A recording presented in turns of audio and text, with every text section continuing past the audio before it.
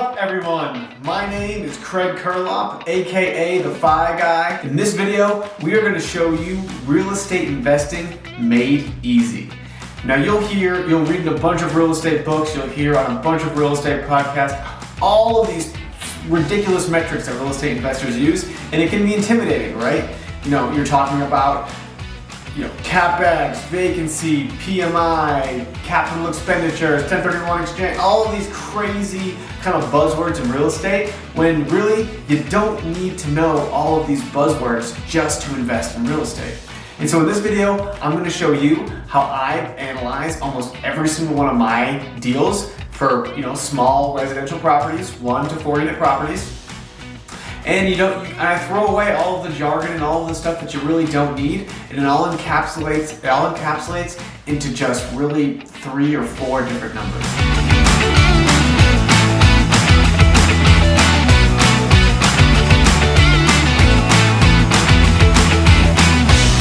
The first number that we are going to talk about is obviously the purchase price. You need to understand the purchase price of the property. Right? The purchase price of the property is going to affect what your monthly payment will be. And when you're looking at analyzing a rental property, again, a lot of people do it annually. I personally think it's much easier and much more digestible to just do it on a monthly basis, right? Like, why add that extra element of multiplying by 12? Unless you're calculating like a big ROI calculation, which in this case you really don't need to do, especially for a new time and one of the first time investors. The more important thing is to get started. Don't let all of these numbers and stuff get you into analysis by paralysis and keep you on the sidelines until you keep missing market cycles. Every year, the real estate prices tend to jump up, tend to jump up, tend to jump up every springtime. So why not get in so you can actually have those jumps in your bank account versus paying it into someone else's?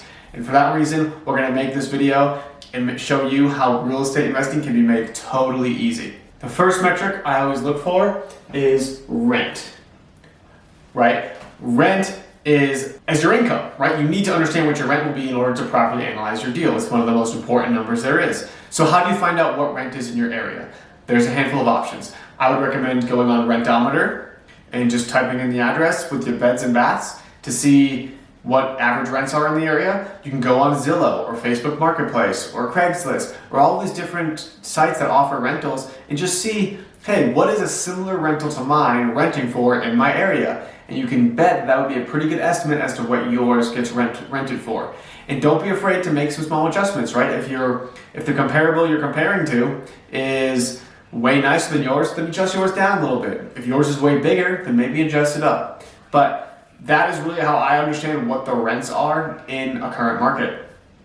The second number you're going to need is going to be your monthly payment, otherwise known as PITI. And PITI stands for principal, interest, taxes, and insurance.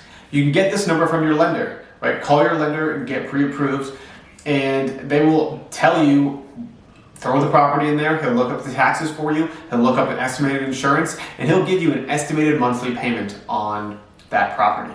And so if you've got rent and you've got your monthly payment, you can subtract those two, right? Rent minus monthly payment. And that's what a lot of real estate investors did back in the day.